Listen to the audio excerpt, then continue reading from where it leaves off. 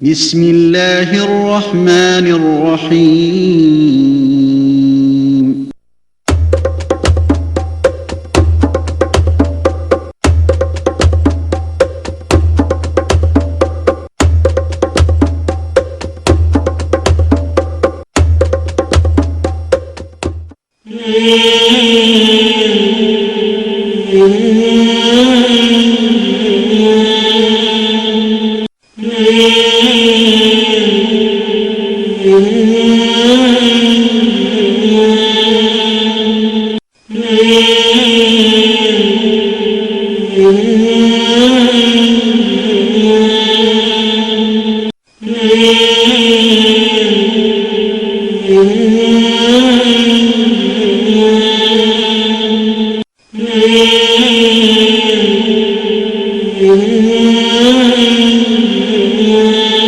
بن حقانی صاحب کو کہ وہ اسٹیج پر تشریف لائیں اور آج کے عنوان پر خطاب کریں جنگ بدر، جناب ابو بکر بن حقانی صاحب۔ السلام علیکم ورحمۃ اللہ وبرکاتہ۔ ان الحمد للہ نحمد ونستعین ونستغفر ونعوذ باللہ من شرور انفسنا ومن سیئات اعمالنا من یهد اللہ فلا مضل له ومن یضلل فلا ہادی له واشهد ان لا الہ الا اللہ وحدہ لا شریک له واشهد ان محمدا عبدہ ورسولہ۔ اما بعد فإن خیر حدیث کتاب اللہ وخیر ہدی ہدی محمد صلی اللہ علیہ وسلم وشر الامور محدثاتها وکل محدث بدعہ وکل بدعۃ ضلالہ وکل ضلالۃ فی النار۔ فاعوذ باللہ من الشیطان الرجیم، بسم اللہ الرحمن الرحیم۔ ما کان محمد بعد من رجالکم ولکن رسول اللہ وخاتم النبیین۔ قال اللہ تعالیٰ فی القرآن المجید والفرقان الحمید، یا ایھا الذین آمنوا کتب علیکم القتال۔ قال اللہ تعالیٰ فی القرآن المجید والفرقان الحمید، اقیموا الصلاۃ وآتوا الزکاۃ اطیعوا رسول اللہ لعلکم ترحمون۔ قال رسول اللہ صلی اللہ علیہ وسلم، الدین یسر۔ حمد ثنا تسبیح تعریف اس ذات اقدس کے لیے جو تمام عالمین کا رب ہے، جو خدائے قدوس سکتا ہے، جس کی ذات میں کوئی شکوہ نہیں، جس کی دانش میں کوئی شکایت نہیں۔ اس کی ذات ست و نسیان سے پاک ہے، جو دل اللہ کا ذکر کرتے وہ زندہ رہتے ہیں، اور جو دل اللہ کے ذکر سے منہ موڑ دیتے وہ مردہ ہو جاتے ہیں۔ سروری زیبا فخر ذات بے ہمتا کے لیے حکم رائق وہی باقی تمام بتان آز رہی۔ تیری عظمتوں کے مقام پر، تیری رحمتوں کے نشان پر میرا دل فدا، میری جان فدا تیری شان جل جلالہ ہو۔ پناہ دے مجھ کو تیرے سوا پناہ نہیں، پناہ دے مجھ کو تیرے سوا پناہ نہیں، تیری رحمت سے بڑھ کر میرے گناہ نہیں۔ درود السلام محبت وہی کتاب و حکمت کے مالک پر، وآمنہ کے للہ عبداللہ کے لال، شفیع الامم و صاحب الجد الکرم، سید محمد مصطفیٰ احمد مصطفیٰ صلی اللہ علیہ وسلم پر۔ درود اس پر جس کا تذکرہ عبادت ہے، درود اس پر جس کی زندگی رحمت ہی رحمت ہے، سلام اس پر جس کی سنگ پاروں نے گواہی دی، سلام اس پر جس کی چاند تاروں نے گواہی دی، کہ جو تو نے محمد سے وفا تو ہم تیرے ہیں، یہ جہاں چیز ہے کیا لوح و قلم تیرے ہیں۔ آپ کا نام میرے لیے عنوان حیات ہے، آپ کا ذکر عبادت کے سوا کچھ نہیں۔ عزیزان ملت، نوجوان ساتھیوں، پس پردہ سننے والی اس ملک کی غیر ماں اور بہنوں، یہ اللہ کا کرم ہے کہ میں اور آپ پھر ایک مرتبہ سلسلہ وار اس ہفتہ واری جی سی پی کے پروگرام میں جمع ہوئے ہیں، ایک نئے عنوان کے ساتھ اور ایک نئی انداز گفتگو کے ساتھ۔ میرے عزیز اور دوست ساتھیوں، میرا اور آپ کا یہاں پر جمع ہونا اس بات کی دلیل ہے کہ آج سے 1400 سال پہلے فرعون کی چوٹیوں سے جس دین کا اعلان کیا گیا کہ قل لا الہ الا اللہ تفلحون کی جو صدا لگائی گئی تھی، اس صدا کے ضمن میں اور آپ یہاں جمع ہوئے اس امید کے ساتھ کہ یہ دین میرے اور آپ کی زندگی میں جاری و سائر رہے، میرے اور آپ کے بعد ہماری نسلوں میں یہ دین باقی رہے، اور قیامت تک جتنے لوگ اللہ اس کے رسول پر ایمان لاتے رہیں گے وہ لوگ فہم سلف، منہج سلف کی طرف قائم و دائم رہیں۔ تو میرے عزیزوں، میرے دوستوں، میری ماں اور بہنوں، جو آج مجھے عنوان دیا گیا ہے وہ سیرت کے باب کا ایک ایسا عنوان ہے جہاں سے دو چیزوں کے درمیان میں اللہ تعالیٰ فرق کر دیتا ہے، جس کو غزوہ بدر کے نام سے بھی یاد کرتے ہیں اور یوم الفرقان کے نام سے بھی یاد کیا جاتا ہے۔ یعنی حق اور باطل کے درمیان میں ایک ایسا معرکہ، اور ترجیح سے دی گئی کہ اسلام کا وہ پہلا معرکہ ہے جو حق اور باطل کے درمیان میں مکہ کی سرزمین اور مدینہ کی سرزمین کے بیچ بیچ ہوا۔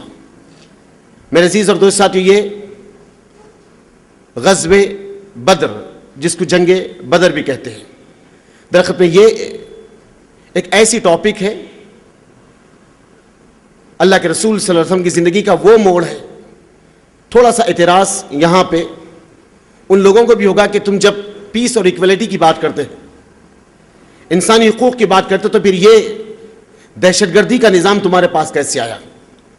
تو میرے عزیز اور دوست ساتھیو، سب سے پہلے یہاں مجھے آپ کو ان لوگوں کے شبہات کو دور کرنا ہے کہ اللہ کے رسول صلی اللہ علیہ وسلم اپنی طرف سے پہلے ہتھیار نہیں اٹھائے، یا مسلمان اپنی طرف سے پہلے ہتھیار نہیں اٹھائے، جبکہ ایک انڈیپینڈنٹ کنٹری تشکیل دے دی گئی، مملکت بنا دی گئی مدینہ منورہ کو، لیکن بار بار یہ سازشیں چلتے رہے مشرکان مکہ کہ ہم جب بھی ہمیں موقع ملے گا تو مدینہ کی زمین کو ہم تہس نہس کر دیں گے۔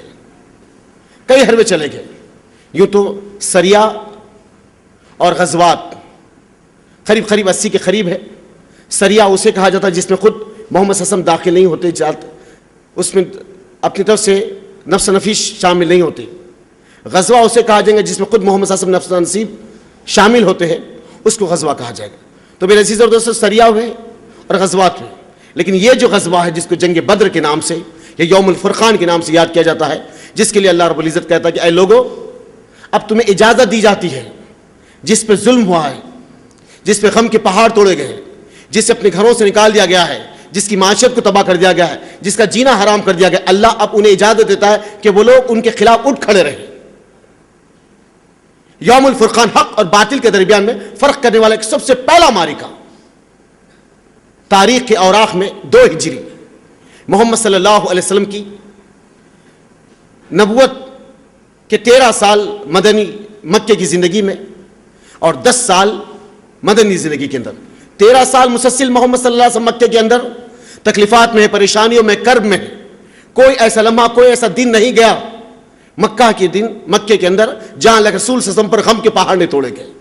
آپ کے اصحاب کو، آپ کے چاہنے والوں کو، آپ کے ماننے والوں کے، آپ کے جان نثاروں کا جینا حرام کر دیا کہ اتنا تنگ کیا گیا کہ آپ اپنے گھر بار کو چھوڑ کر، پورے معاشی نظام کو چھوڑ کر، تمام کے تمام لوگ ہجرت کر کر مکہ کی اس حسین وادیوں کو چھوڑ کر، اللہ کا گھر بیت اللہ خانہ کعبہ کو چھوڑ کر لوگ یثرب کی سرزمین مدینہ آ گئے۔ یہ تمام حالات جب پیدا ہوئے تو اللہ کے رسول خود اجازت دی اور آپ کے ساتھ کئی صحابہ کرام مدینہ آ گئے۔ اب رات اور دن پلاننگ ہے اور پروگرامنگ ہے۔ اس درمیان میں 2 ہجری 17 رمضان کی تاریخ ایک عظیم ترین معرکہ، یوں تو 20 رمضان کو فتح مکہ ہے اور 17 رمضان کو جنگ بدر ہے۔ ہمارے نوجوانوں کو اس کا علم ہونا چاہیے، اس لیے کہ آج دنیا کی ہر کتاب سے وہ لوگ واقف ہیں، دنیا کی ہر میگزین سے واقف ہے۔ اگر بچہ نرسری سے لے کر SSC تک پہنچتا ہے تو اس کے سامنے chemistry, botany, zoology, math, science, social, English, Hindi, Urdu, وہ تمام سبجیکٹس وہ ایسے رٹ لیتا ہے سے فٹ سے آپ کے سامنے جواب دینے والا بن جائے۔ لیکن افسوس، جس کا وہ کلمہ پڑھتا لا الہ الا اللہ محمد رسول اللہ، آپ کی زندگی کے بارے میں، آپ کے آداب و اطراف کے بارے میں اور آپ کی شریعت کے بارے میں نہیں جانتا۔ افسوس اس بات کا کہ ہے باپ دادا سے مسلمان ہے، لیکن افسوس اس بات کا ہے کہ وہ نبی کی سیرت کے بارے میں کچھ نہیں جانتا، بلکہ وہ دوسروں کی زندگی کے بارے میں بہت کچھ جانتا ہے، ان کے بارے میں جس کو کہنا بھی مجھے جو ہے کبھی کبھی بڑا گرا گزرتا ہے کہ وہ لوگ جس کے جسم کا ہر اعضا جھٹکے اور لٹکوں میں رہتا ہے، وہ لوگ جو تمہارے اپنے ٹکڑوں پر ان کی زندگیاں پلتی ہے، ان کی زندگی کے بارے میں آپ جانتے کہ فلاں صاحب ایسے، فلاں صاحب ایسے، فلاں صاحب ایسے ہے، فلاں ایکٹر ایسا ہے، فلاں ایکٹر ایسا ہے۔ میرے عزیز اور دوست ساتھیوں، افسوس تو یہی بات کا ہے کہ ہم امت مسلمہ ہیں، ہم نبی کا کلمہ پڑھنے والے، کہ ہم اپنے رسول کے بارے میں نہیں جانتے، ہم اپنے آقا کے بارے میں نہیں جانتے، بلکہ ان کے بارے میں جانتے ہیں جو لوگ نہ آپ کو زمین پہ فائدہ پہنچا سکتے نہ آخرت پہ نہ فائدہ پہنچا سکتے۔ وہ لوگ زمین پہ بھی آپ کے لیے نقصان کا باعث بن گے اور آخرت میں تو نقصان ہے ہی ہے۔ ان کی زندگی کے بارے میں جانتے آپ، ان ایکٹروں کے بارے میں جانتے آپ، ان فلاسفرز کے بارے میں جانتے آپ، ان لوگوں کے بارے میں جانتے آپ جس کی زندگی کا کوئی وجود کوئی نصب العین، کوئی ایمز، کوئی تھیم، کوئی گول ان کا ہے نہیں، بلکہ ان کی زندگی کے بارے میں کہ جس کی زندگی اس زمین پر بھی رحمت اور آخرت میں بھی امت مسلمہ کے لیے شفا کا باعث بنے گی، جس کا نام محمد رسول اللہ صلی اللہ علیہ وسلم ہے، جس پہ میرے اور آپ کے تمام عالم کے مسلمانوں کے ماں باپ قربان ہیں، اس ہستی خاص پر، اس ہستی خاص پر، ان کے بارے میں اور اب کیا جان۔ آئیے، لگ بھگ 40 آدمی، اور اس 40 آدمی کے کمانڈر ذمہ دار ابو سفیان، لگ بھگ 1000 اونٹ، ساز و سامان سجا ہوا، اور پوری مکے کی معیشت، اکنامک پورا سسٹم، جو ٹریڈ سسٹم کا پورا لے کر نظام، اب یہ مکہ سے نکل کر روحا تک پہنچے۔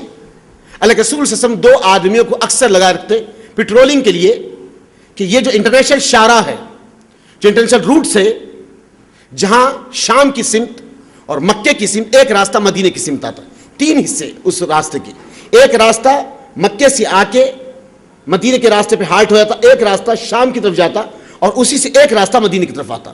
اگر آپ مکے سے راستے سے تھوڑا اور نیچے اتر کے پھر اگر بائیں جانب نیچے اتر جاتے تو یمن کی طرف جاتے۔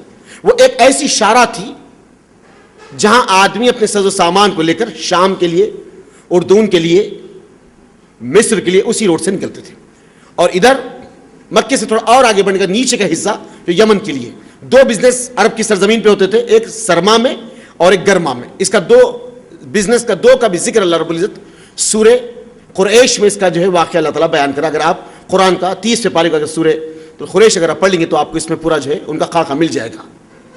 تو یہ 2 بزنس، اب 1000 اونٹوں پر ساز و سامان سجا ہوا ہے، اور پوری اکنامک جو ہے منظم سسٹم جو ہے اس کے ساتھ ہے۔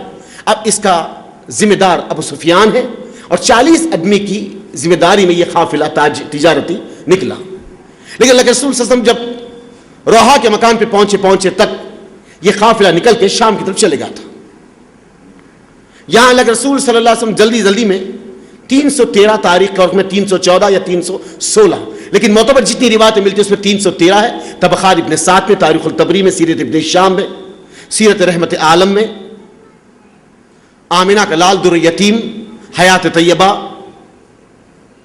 سیرت رحمت عالم، الرخ المختوم، صفی رحمان مبارک پوری کی معتبر یہ جو کتاب، ان میں یہ کہ اللہ کے رسول صلی اللہ علیہ وسلم 313 آدمی کو لے کر نکلے، اور یہ جو اصحاب اللہ کے رسول کے ساتھ ہے، کس کے پاس ڈھال ہے تو بھالا نہیں، اگر تلوار ہے تو ڈھال نہیں، کس کے ترکش میں تیر ہے تو کمان نہیں، بے سر و سامان، اور 17 رمضان کی تاریخ کا وہ حصہ۔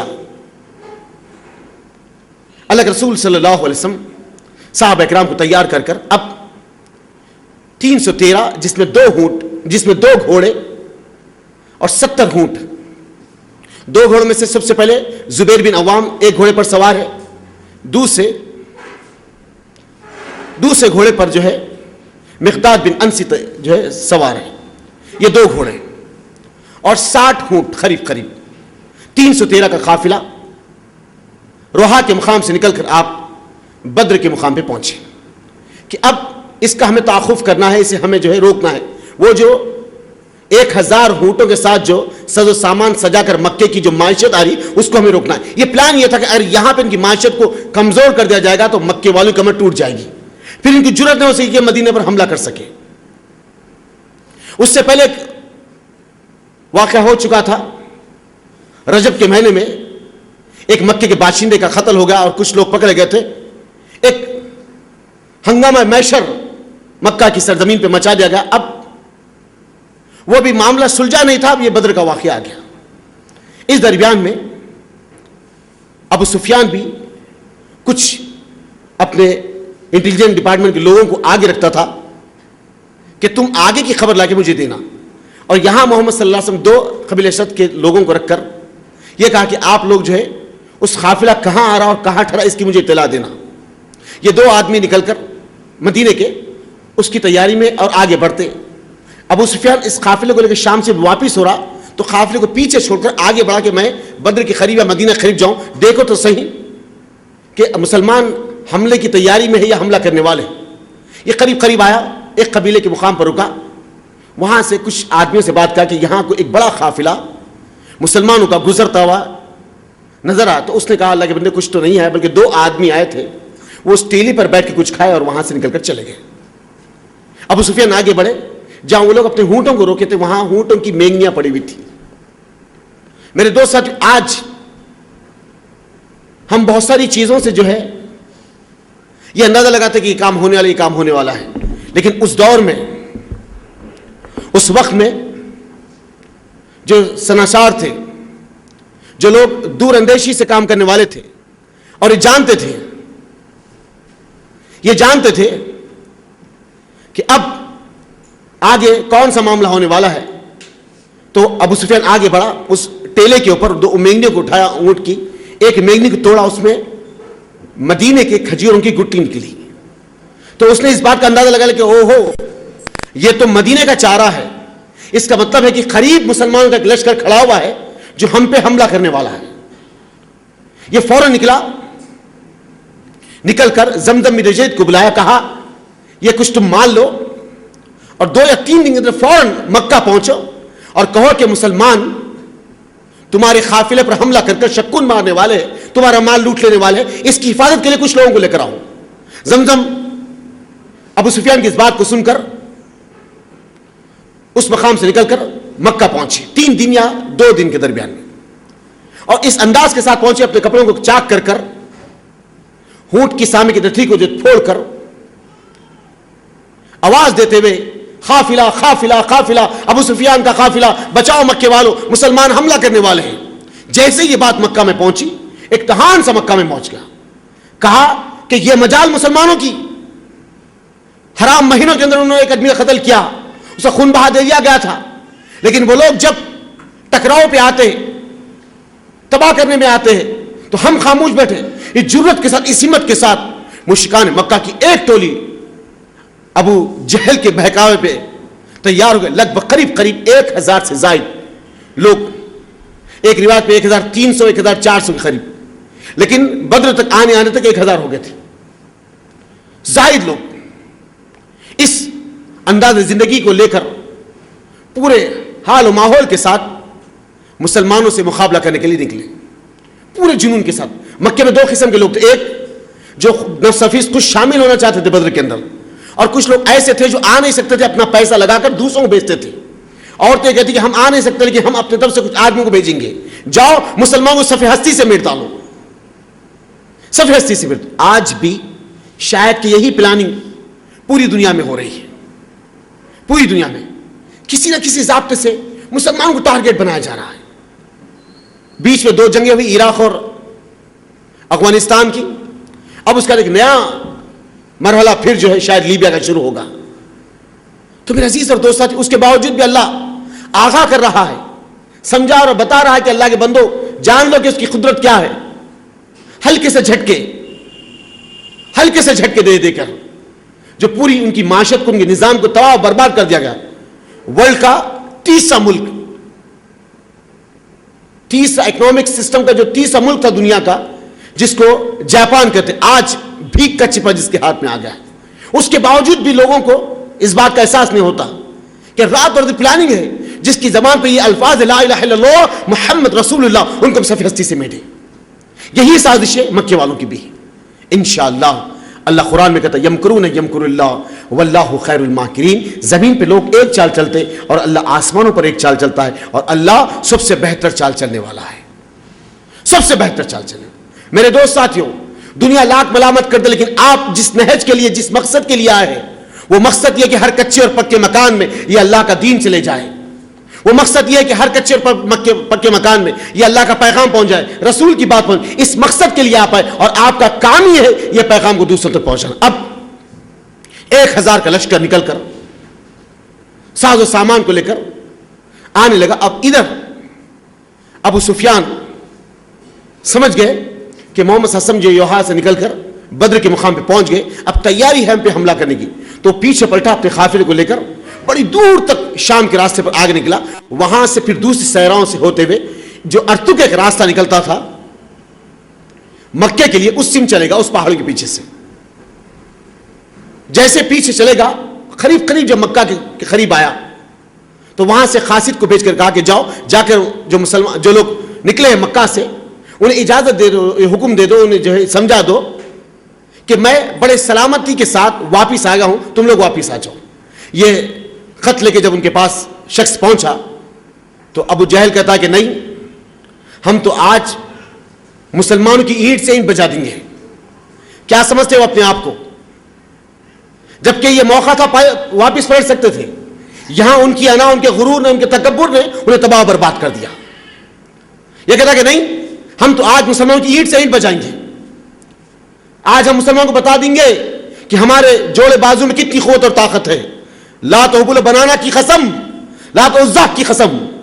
یہ کھا کر لوگوں کو جذبات دلایا اور نکل کر بدر کی سرزمین پر آیا. اللہ کے رسول صلی اللہ علیہ وسلم بدر کے کنویں کے تھوڑا نیچے کے حصے میں کھڑے ہوئے تھے.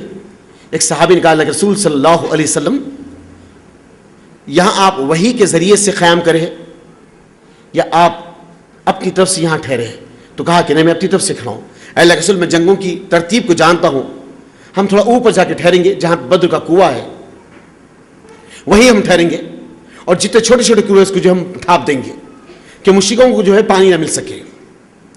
اس لیے سے آپ اوپر چلے اور مشرکان مکہ نیچے کی سمت آ کے ٹھہر گئے.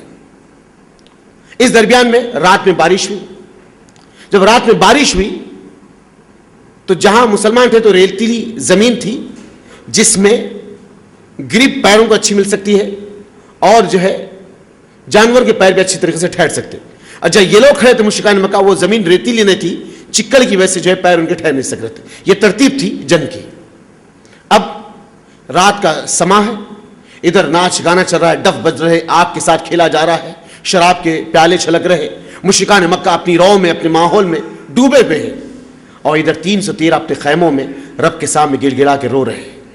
اللہ کے رسول صلی اللہ علیہ وسلم سجدے کی حالت میں اللہ سے دعا کرتے کہ میرے مالک, یہ 313 جو جتنے تھے ان کو لے کر تیرے سامنے آ گیا ہوں. میرے مالک, اگر تو چاہے تو یہ لوگ تیری عبادت کے لیے برقرار رہیں گے.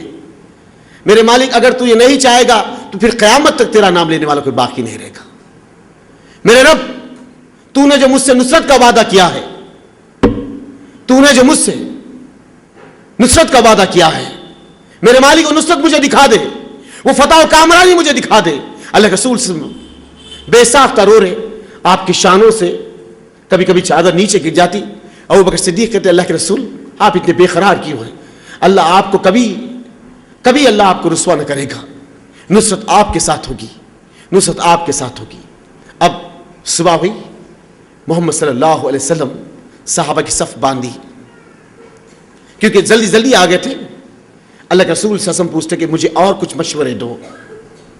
تو ابو بکر صدیق اٹھے, آپ نے ایک مارک اور آیا تقریر کی, بہت ہی جذباتی آپ نے تقریر کی. اللہ کے رسول نے کہا کہ اچھی بات ہے. پھر عمر بن خطاب اٹھے, وہ ایک منظم آپ نے تقریر کی. اللہ کے رسول نے کہا بہت اچھی بات ہے. پھر دوسرے ایک صحابی اٹھے, آپ نے مارک اور آیا تقریر کی. اللہ کے رسول نے کہا اچھی بات ہے. لیکن یہ اشارہ انصار کی طرف تھا. اللہ کے رسول صلی اللہ علیہ وسلم کے ساتھ ہمراہ آنے والے تو یہ مہاجرین ہیں, یہ تو ساتھ دیں گے ہی دیں گے, لیکن جنہوں نے مجھ سے وعدہ کیا تھا کہ اپنی جان اور مالوں کے ساتھ آپ کا ساتھ دیں گی, ان کا اس میں ارادہ کیا ہے, ان کی اس میں جو ہے طریقہ کار کیا ہے, اللہ کے رسول یہ جاننا چاہتے تھے. تو سعد بن معاذ سمجھ گئے کہ اشارہ ہماری طرف ہے. تو سعد بن معاذ اٹھے, کہا اللہ کے رسول صلی اللہ علیہ وسلم, ہم نے آپ سے وعدہ کیا, یہ جسم اور یہ جان اللہ اس کے رسول کے حوالے کر دی ہے. اے اللہ کے رسول صلی اللہ علیہ وسلم, ہم موسیٰ کی وہ قوم نہیں جو یہ کہہ دے کہ تم اور تمہارا رب جا کر لڑ لے. اے اللہ کے رسول صلی اللہ علیہ وسلم, اگر آپ ہمیں اجازت دیں گے کہ لڑتے لڑتے جا کر سمندر کی تہہ میں گر جاؤ, ہم گرنے کے لیے تیار ہیں, لیکن آپ کی بات سے کبھی ہٹنے والے نہیں. اللہ, ہم اپنی بات سے کبھی ہٹنے والے نہیں, آپ سے نے جو وعدہ کیا اس پر قائم رہیں گے. اللہ کے رسول سب مسرت سے خوش ہوئے. اب اس کے بعد ایک طرف مشرکان مکہ کا جمگھٹا ہے, دوسری طرف سفید سیدھی کی جا رہی ہے. سعد بن معاذ نے کہا کہ اللہ کے رسول صلی اللہ علیہ وسلم کا خیمہ ہم اوپر ڈال دیں گے اور یہاں سے ٹھہر کر وہ جو ہے دشمنوں کا جو ہے مناظرہ کریں گے, دیکھتے رہیں گے, اور میں ان کی جو ہے ذمہ داری میں کھڑا رہوں گا. سعد بن معاذ آپ کے خیمے کے پاس. اللہ کے رسول صلی اللہ علیہ وسلم لشکر کو ترتیب دے دیے. مہاجرین کے پرچم کے ذمہ دار حضرت علی کو تیار کر دیے، انصار کے پرچم کے ذمہ دار حضرت سعد بن معاذ کو بنائے. یہ دو ڈیوائڈ کر دیا. اس کے بعد سینٹرل کی جو کمانڈ ہے، ترتیب جو جنگ کی دی جاتی ہے، سینٹرل کی کمانڈ کے مصعب بن عمیر کو آپ نے ذمہ داری دی. یہ سیدھے جانب اور بائیں جانب یہ دو سمت ایک گروہ ہوگا. اس کے بعد پیچھے اور سامنے کا تعاون کرنے کے لیے زبیر بن عوام کو میسرا کا ذمہ دار بنایا گیا اور میمنہ کا ذمہ دار کسی اللہ کے رسول صلی اللہ علیہ وسلم نے میسرا کا ذمہ دار بنا دیے اور میمنہ کا ذمہ دار جو ہے اس شخص کو بنایا کہ اس کا پرچہ تمہارے ہاتھ میں ہوگا، جس کا نام مقداد ہے. یہ دو معاملے طے ہو گئے. اب اللہ کے رسول صلی اللہ علیہ وسلم سفید باندھ دیے. مشرکان مکہ کی طرف سے 3 لوگ آئے، جس میں سے عتبہ بن ربیعہ، شیبہ بن ربیعہ اور ولید بن ربیعہ، یہ 3 آئے. کہا آواز دے رہا ہے مسلمانوں، تم میں کون سا ایسا گرداور ہے جو ہمارا مقابلہ کر سکے؟ تو اللہ کے رسول نے 3 صحابہ اکرام کو بھیجا جو انصار میں سے تھے. معاذ بن حارث اور عبداللہ بن روحا، تیسرے اور ایک صحابی کو نبی کریم صلی اللہ علیہ وسلم نے آگے بڑھایا. یہاں سے عتبہ بن ربیعہ دیکھ کے کہتا کہ تمہارا اور ہمارا مقابلہ کس کام کا؟ تمہارا اور ہماری لڑائی کس کام کی؟ ہم نہیں چاہتے کہ تم سے لڑیں، بلکہ ہمارے جو قرابت دار ہیں، ہمارے جو رشتہ دار ہیں، ان کو ہمارے سامنے بھیجو کہ مقابلہ دو بدو ہو اور ہماری اولاد ہمارے سامنے آئے. وہ پیچھے ہٹے. اللہ کے رسول صلی اللہ علیہ وسلم 3 کو آگے بڑھائے. حمزہ رضی اللہ تعالیٰ عنہ، علی رضی اللہ تعالیٰ عنہ اور دوسرے عبیدہ بن حارث رضی اللہ تعالیٰ عنہ. لوہے کی خون پہنے ہوئے حضرت علی ایک سمت میں ہے، حمزہ ایک سمت میں ہے اور عبداللہ بن حارث ایک سمت میں. کہا کہ تم کون ہو؟ کہا کہ میں علی ہوں. حمزہ ہے اور عبداللہ ہے. کہا کہ یہ مقابلہ ہوا، گتم گتا ہوا. حضرت علی نے سب سے پہلے حملہ کیا ولید پر. ایک ہی وار میں سر کے 2 ٹکڑے کر کر جسم کو پاش پاش کر دیے. اور ادھر حمزہ نے حملہ کیا شیبہ پر، وہی ڈھیر ہو گیا. اب یہاں پر عبداللہ نے، عبیدہ نے حملہ کرنے جا رہے تھے، پلٹ کر رہے. عتبہ نے آپ کے جو ہے پیر پر مارا اور آپ کی حلق سے سانس رک گئی. یہ 2 ڈھیر ہوئے. یہ جب دونوں ڈھیر ہونے کے بعد مشرک یہ 2 پلٹے علی اور حمزہ عتبہ پہ حملہ کرے، اس کو وہیں پہ ڈھیر کر دی. عبیدہ کو ہاتھ پہ اٹھائے اور محمد صلی اللہ علیہ وسلم کے سامنے لائے. عبیدہ کہتے ہیں اللہ کے رسول صلی اللہ علیہ وسلم، میں سورج کو دیکھ رہا ہوں اور آپ کو دیکھ رہا ہوں، زمین کو دیکھ رہا ہوں، کیا میں شہید نہیں ہوا؟ کیا میں شہید نہیں ہوا؟ کہا عتبہ، ہاں عتبہ تم ضرور شہید ہو. یہ الفاظ کہنا تھا. اس کے بعد ایک لوہے کا پورا لباس پہنے ہوئے 7 فٹ کا ایک آدمی ابھی کفشا دشمنوں کے لشکر میں سے نکل کر زور سے آواز دیا کہ کون ایسا مائیکل آر ہے جو ابھی کفشا کا مقابلہ کر سکے؟ آؤ، اگر کسی کی ماں نے 2 سال تک دودھ پلایا ہے تو آج ابھی کفشا کا مقابلہ کرے. زور سے جب آواز دیا، جیسے آواز دیا زور سے، تو زبیر بن عوام لشکر کو کاٹ کے باہر آئے اور برچے کے چلانے میں بہت ماہر تھے. اٹھایا برچہ، لوہے کا پوری خون اور پورا لوہے کا لباس پہنا ہوا، صرف آنکھیں نظر آ رہی ابھی کفشا کی. اٹھا کر اس بھالے کو زور سے مارا تو آنکھ میں دھس کے دھڑام سے زمین پہ گرا.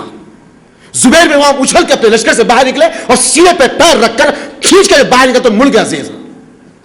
جیسا ہی نیزہ مڑا، اور نیزے کے چلانے میں سب سے ماہر تھے زبیر بن عوام. جب جنگ ختم ہوئی تو محمد صلی اللہ علیہ وسلم نے کہا زبیر مجھ کو یہ نیزہ تحفے میں چاہیے. اللہ اکبر! کیا میمنٹوس تھے؟ تحفے کیسے مانگے جاتے تھے؟ میرے دوستوں ساتھیوں، وہ نیزہ محمد صلی اللہ علیہ وسلم کی زندگی میں رہا. جب خلیفہ مسلم ابوبکر صدیق میں ان کے پاس رہا، عمر بن خطاب خلیفہ المسلمین میں ان کے پاس رہا، عثمان بن عفان خلیفہ المسلمین میں ان کے پاس رہا، حضرت علی جب خلیفہ میں ان کے پاس رہا. یہ مومنٹو تھا جو محمد صلی اللہ علیہ وسلم جنگ بدر میں زبیر بن عوام سے مانگے تھے. میرے عزیزو، اب گتم گتا ہے لڑائی کا. ادھر سے 313 اور ادھر سے 1000 کا لشکر آپس میں ایک ہنگامہ معاشر کے چل رہی جنگ. اس درمیان میں عبد الرحمن بن عوف بھی جنگ کے درمیان میں ایک کمسن بچہ کہتا کہ چچا. تو عبد الرحمن بن عوف پلٹ کے دیکھتے کہ یہ کون ہے, یہ کس کی آواز ہے. پلٹ کے دیکھتے حیران ہے نیچے سے اوپر, اتنا کمسن بچہ جنگ میں کیا کر رہا ہے. کہتے چچا مردود ملون ابو جہل کہاں ہے, ابو جہل کہاں ہے. تو عبد الرحمن بن عوف دیکھ کے کہتے میرے بچے اس سے تم کو کیا کام, ہم نے اپنی ماں سے سنا ہے, ہم نے اپنے باپ سے سنا ہے, وہ رسول کو بہت ہی اذیتیں دیا کرتا تھا, بہت ہی پریشان کیا کرتا تھا, بہت ہی تکلیفیں دیا جاتا تھا. یہ کہنا تھا. دوسری جانب سے اور ایک نوجوان کہا چچا ابو جہل کہاں ہے. کون؟ معاذ بن افرا بن جمو. معاذ بن جمو ایک سمت اور معاذ بن افرا ایک سمت. یہ دونوں کمسن بچے ہیں, کمسن بچے ہیں. عبد الرحمن بن عوف کے سامنے ہیں اور ادھر ابو جہل لشکروں میں گھرا ہوا, تلواروں کے درمیان میں, ترکش چلانے والوں کے بیچ و بیچ میں ہے. لیکن صحابہ کی آندھی نے اس لشکر کو پھاٹ کے رکھ دیا. جیسے یہ دو لوگ بات کر رہے تھے تو ادھر معاذ بن جمو اور معاذ بن افرا یہ کہتے کہ قسم اس ذات کی جس نے مجھے نبی کے دین میں پیدا کیا, میں جب تک اس کا خون نہ دیکھ لوں میں چین سے نہ بیٹھوں گا. یہ کہنا تھا. سامنے ابو جہل آیا. دیکھو وہ تمہارا دشمن ہے, وہ تمہارا دشمن جو تمہارے سامنے آیا. یہ دونوں کے دونوں ٹوٹ پڑے. معاذ بن جمو نے نکال کر ابو جہل کی ایڑی پہ مارا تو ایسے ایڑی اچھل کے کٹ کے جا کر گری جیسے کوئی پتھر کسی گاڑی کو لگ کر اچھل کے جا کر گرتا. ایڑی کٹی اور زمین پہ گیا, پست ہو گئے. دیکھا دور سے اکرام بن ابو جہل نے کہ دو معصوم بچے میرے باپ کا تعاقب کرتے ہوئے اس کو زخمی کر رہے. اکرامہ آگے بڑھ کر اپنی تلوار کو نکالا, معاذ بن جمو کے سینے پہ وار کرا. ذرا سرکتے ہی ہاتھ کٹ کے رگوں سے زمین پہ لٹکنا شروع ہو گیا. کس کا؟ کمسن نوجوان, کمسن نوجوان ہاتھ کٹ کر زمین پہ لٹک رہا ہے. معاذ بن جمو کا تعاقب کر رہے ہیں اور پوری دن اس ہاتھ کو لے کر آپ لڑتے رہے. جب ہاتھ بہت ستانے لگا تو اس ہاتھ کو اپنے گھٹنے کے نیچے دبا کر جھٹکا مارے اور اس ہاتھ کو سیدھے ہاتھ سے اٹھا کر دشمن کی طرف پھینک دیے. میرے دوستو, انگلی کٹ گئے تو جورو اور بچوں کو دکھاتے پھرنے والوں, ناخن اگر اکھڑ گیا تو دواخانے میں 2-3 ہزار کا بل بننے والوں, یہ بھی زندگیاں ہیں, یہ بھی زندگیاں ہیں. ہاتھ اکھاڑے اور پھینک دیے. سنسنات عام مانگی ہے. ایک صحابی ایک ہاتھ میں آنکھ کا ٹکڑا لے کر آیا اپنے, کہا رسول اللہ صلی اللہ علیہ وسلم سنسناتا ہوا تیر اور میری آنکھ کو نکال کے نیچے گرا دیا. اس آنکھ کو لے کر صاف کرے. اس صحابی کی آنکھ پہ رکھ کر آپ نے دعا کی اور صحابی فرماتے زندگی میں اس آنکھ سے کم دکھتا تھا لیکن جس آنکھ کو رسول نے دعا دے کر لگا دیتا وہ آنکھ سے زیادہ دکھتا تھا. اللہ ہم آہنگی, گتم تو کتا آپس میں لشکر ہے. جب جنگ کا کارن ختم ہوا یہ دونوں کمسن بچے سامنے آئے محمد اعظم کے. کہا کس نے قتل کیا ابو جہل کو, کس نے قتل کیا؟ تو دونوں کہتے میں کیا, میں کیا. اللہ کے رسول دونوں کی تلواروں کو دیکھ کے کہتے تم دونوں نے قتل کیا, لیکن مال کا کچھ حصہ جموں کو دیا گیا, افرا کو کچھ حصہ بعد میں دیا گیا. الغرض جنگ کا ماحول ہے, ارد گرد مشرکان مکہ ہے, لڑتے چلے. ایک صحابی لامے لامے پیر مار کر اکاشا رضی اللہ تعالیٰ نبی کریم کے سامنے, یا رسول اللہ صلی اللہ علیہ وسلم اب میرے ہاتھ میں کوئی ایسی چیز ہی نہیں جس سے میں لڑ سکوں, اب میرے پاس کوئی ایسی چیز ہی نہیں جس سے میں لڑ سکوں. اے رسول صلی اللہ علیہ وسلم میرے لیے کچھ ہتھیار کا بندوبست کر دیجیے. محمد صلی اللہ علیہ وسلم اپنے خیمے میں بیٹھے, ادھر ادھر دیکھے ایک لکڑی پڑی ہوئی تھی, آپ نے اس لکڑی کو اٹھایا, کہا اکاشا یہ لے لو. اکاشا نے جیسے اس لکڑی کو ہاتھ میں لیا وہ اچانک لکڑی جا کر تلوار بن گئی. اللہ اکبر. اس تلوار کا نام اون رکھا گیا تھا, اون مدد کرنے والی تلوار. لشکر پلٹتے گا اور ادھر زبیر بن عوام ہے کہ لشکر کے اندر داخل ہو کر صفوں کے صفے لڑکاتے چلے جا رہے. ایسے لڑے ایسے لڑے ایسے لڑے کہ آپ کی تلوار پر دھات کٹ کر چھوٹے چھوٹے چھوٹے چھوٹے دانتیں پڑ گئے تلوار. اتنا لڑے آپ, اتنا لڑے. اور جب گھاؤ ملا آپ کو, جب گھاؤ ملا تو آپ کی پیٹھ پر ایسا گھاؤ تھا جب آپ بدر سے واپس ہوئے تو عبداللہ بن زبیر بن عوام کے بیٹے جب بچپن میں کبھی روتے تو عبداللہ بن زبیر کو اٹھا کے زبیر بن عوام کے کھانے پر بٹھا لیتے تو بچہ باپ کی اس زخم میں انگلی ڈال کر کھیلتا تھا. اللہ اکبر. کیا تحفہ لے کے گئے بدر سے؟ اپنے اسلاف کو، اپنی قوم کو، اپنی اولاد کو بتانے کیا تحفہ لے کر گئے. آج ہم بھی تحفے لاتے نا، ریموٹ کنٹرول کی گاڑیاں، پلاسٹک کے ڈبے، اپنی اولاد کو لے جاتے ہم. وہ اپنی اولاد کو کیا لے کر گئے؟ ایسا زخم جس کی انگلی میں، جس کے زخم میں بچہ انگلی ڈال کر کھیلتا تھا. اللہ اکبر. کبھی کبھی عبداللہ بن زبیر فرماتے ہم اپنے باپ کے زخم میں پیسوں کو چھپا دیتے تھے. اللہ اکبر. میرے عزیز اور دوست ساتھیوں، یہ وہ معرکہ ہے، یہ وہ معرکہ ہے. اب محمد صلی اللہ علیہ وسلم نے کہا دیکھو عبد البختر بھی شام آئے تو اس کو نقصان نہیں پہنچانا، اسے گرفتار کر لینا. اگر عباس بن عبد المطلب آئے تو انہیں مارنا نہیں، انہیں نقصان نہیں پہنچانا، انہیں گرفتار کریں. یہ لوگ زبردستی لائے گئے ہیں، یہ اپنی دل کے جذبات کے ساتھ اس جنگ میں شامل ہونے کے لیے نہیں آئے تھے، انہیں زبردستی لایا گیا. اللہ کے رسول نے کہا ان کا تحفظ کرنا، انہیں امان میں رکھنا. یہ معاملہ چل رہا ہے. اس درمیان میں عبد الرحمن بن عوف مکے سے ہی جو ہے مشرکان مکہ کے ساتھ اور ہمراہ تھے، دوست تھے. ان میں سے وہ شخص جو حضرت بلال کو تکلیف دیا کرتا تھا، ستایا کرتا تھا، پریشان کرتا تھا، امیہ بن خلف. یہ امیہ عبد الرحمن بن عوف کا مکے سے بہت اچھا دوست تھا. اب دیکھا کہ پاسا پلٹ گیا ہے، 1000 کا لشکر آسمان سے فرشتوں کا اتر گیا، مسلمانوں کی کامیابی کامرانی ہوتے چلے جا رہی، اور جس سمت ہے صحابہ صفے سے صفے لٹکارے. اور دیکھنے میں عجیب ایک منظر آتا ہے کہ صحابی آگے بھاگتے گئے یا رسول اللہ صلی اللہ علیہ وسلم یہ مان رہا یہ منزل کیا ہے. میں ایک جانب دیکھتا ہوں تو اسی شخص کو دیکھتا ہوں، دوسری جانب دیکھتا ہوں تو اسی شخص کی طرف دیکھتا ہوں. کہا کہ کس کو دیکھتے ہو؟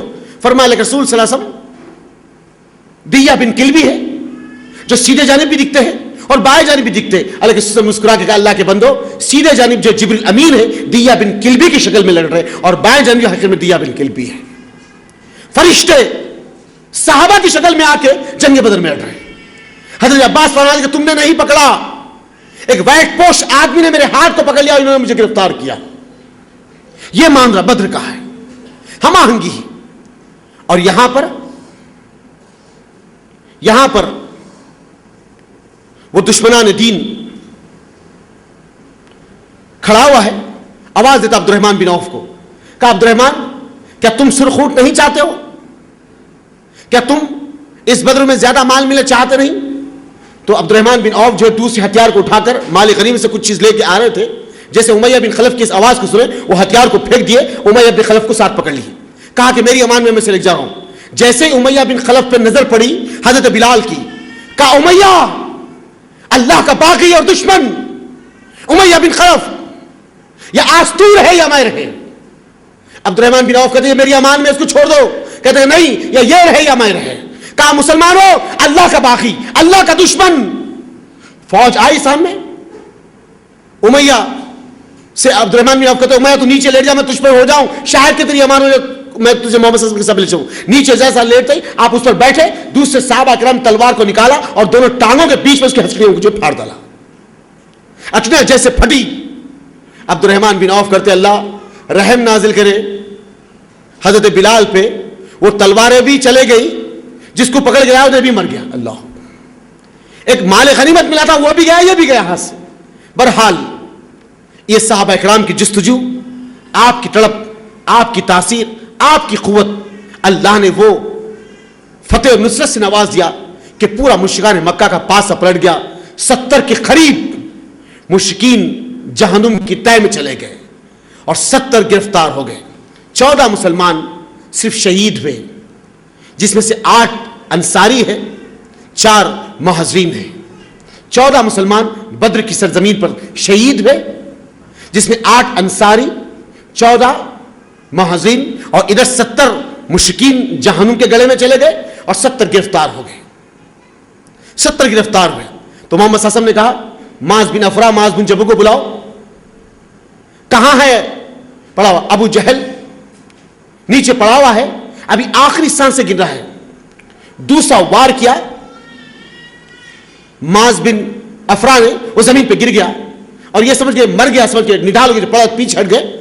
آگے بڑھ رہے تھے عبداللہ بن مسعود, دیکھے کیا ابو جہل نیچے پڑا ہوا ہے. مسلمانوں کو اعلان ہوگا کہ جاؤ ابو جہل کا لاش کہاں پڑا ڈھونڈ کر لاؤ. اس کو دیکھ سے محمد صلی اللہ علیہ وسلم کہتی, اب یہ ڈھونڈنے کے جیسے نکلے, عبداللہ بن مسعود دیکھتے ہیں نیچے پڑا ہوا ہے. کون؟ رئیس المنافقوں سے بھی بڑھ کر اپنی زندگی کو جہنم کے گڑے میں لے جانے والا. اللہ کے رسول نے فرمایا میری امت کا فرعون, میری امت کا فرعون زمین پہ پڑا ہوا ہے. ابو جہل آخری سانس سے گر رہا ہے. عبداللہ بن مسعود سینے پر پیر رکھ دیے تو سر اٹھا کے کہتا ہے چرواہے کی اولاد, مر رہا ہے, آخری ایام ہے. اس وقت بھی تکبر یہ, اے چرواہے کی اولاد تیری یہ مجال کہ تو قبیلے کے سردار کے سینے پر پیر رکھے. کہا آج کس کی کامیابی ہوئی؟ تو کہتے کہ اللہ اس کے رسول کی کامیابی ہوئی. تیری کہاں کی کامیابی؟ تو کہتے کہاں کی تمہاری کامیابی؟ تمہارے سامنے جس آدمی کو تم مارے, کیا پورے عرب کی سرزمین پہ ایسا آدمی ہو سکتا ہے؟ یہ ابو جہل کے جملے تھے. اور کہتا ہے کہ چرواہے کی اولاد میری گردن کو نیچے سے کاٹنا, جب دشمنوں کی گردنوں کے سامنے میری گردن رکھی جائے تو سب سے اونچی دکھی. یہ جہالت کے اندھیروں میں زندگی بسر کرنے والوں کا یہ حال تھا. آج تو میں اور آپ مسلمان ہیں نا جی, اس گردن کو اللہ کے سامنے جھکانے سے شرماتے ہیں. کفر میں مر رہا ہے تو گردن اوپر رکھنے کا حکم دیا, اور ہم مسلمان رب کے سامنے گردن جھکانے کے لیے شرماتے ہیں. عزیز اور دوست ساتھیوں, عبداللہ بن مسعود نے اس کی گردن کاٹ دی, لے کر آئے. محمد صلی اللہ علیہ وسلم نے کہا میری امت کا فرعون ہے جو جہنم کے نچلے حصے میں گر گیا. گڑا کھود کر 70 مشرکوں کو ایک حصے میں ڈال دیے, اور وہ جو صحابہ کرام شہید ہوئے تھے ان کو بدر کے حصے میں دفن کر دیا گیا. اس کے بعد محمد صلی اللہ علیہ وسلم مال غنیمت کو لے کر اور 70 جو پکڑے گئے ان کو لے کر آئے, اور یہ جو آئے تھے اور 1000 کے, وہ پریشان ہو کر اپنے ساز و سامان کو چھوڑ کر مکہ کی سمت بھاگ گئے. مشرکان نے مکہ کی اینٹ سے اینٹ بجا دیے. 313 مسلمان 1000 کے لشکر کو تہس نہس کر کے رکھ دیے. میرے عزیز اور دوست ساتھیوں, چند مٹھی بھر مسلمان, وہ کون سی طاقت تھی, وہ کون سی قوت تھی, وہی حرارت تھی جس کے پاس یہ اللہ کا کلام جس کے سینوں میں موجود تھا. اس کلام میں جس رسول کا اللہ نے ذکر کیا, ان کی زندگی ان کی زندگیوں کو کامیاب کر رہی تھی.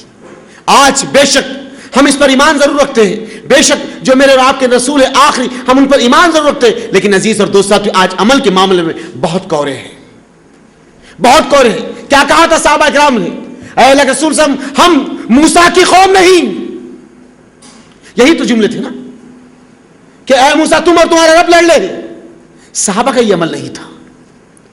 صحابہ تو یہ کہتے ہیں اللہ کے رسول آپ ہمارے رسول ہیں, آپ اجازت دیجئے, اگر آپ لڑتے لڑتے سمندر میں بھی ہمیں گرنے کا حکم دیں گے تو ہم گرنے کے لیے. ایک صحابی نے کہا ہم لڑتے لڑتے مقام ہروا تک چلے جائیں گے. اے اللہ کے رسول ہم اپنی اولاد کا, اپنی جان کا, اپنے مال کا نذرانہ آپ کے سامنے پیش کرنے کے تیار, آپ اجازت دیجئے. نبوت کی زبان سے احکام نکلتے اور سیکنڈوں میں ان کی زندگیوں میں عمل شروع ہو جاتا. وہ سابقون اولون نازا جس پہ قرآن ہے, رضی اللہ ورضی عنہ, اللہ ان سے راضی ہوگا, وہ اللہ سے راضی ہو گئے.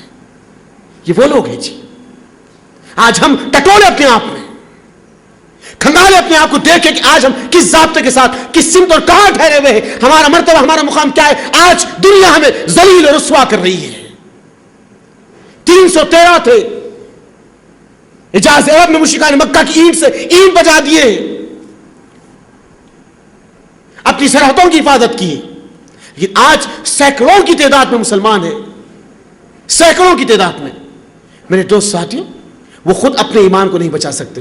اللہ کی قسم میں نے بارہا آپ سے کہا, کون آدمی ہے کہ کوئی ایسا ہندوستان میں قانون ہے داڑھی چھوڑیں گے تو سزائے موت؟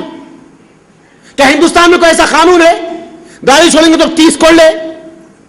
میرے دوستوں سوچو, جب کسی کی ظلم اور ذاتی نہیں ہے تو تم سنت سخر بہ رہا ہے. جب کسی کا ظلم ہی نہیں تم پر تو تمہارا یہ حال ہے.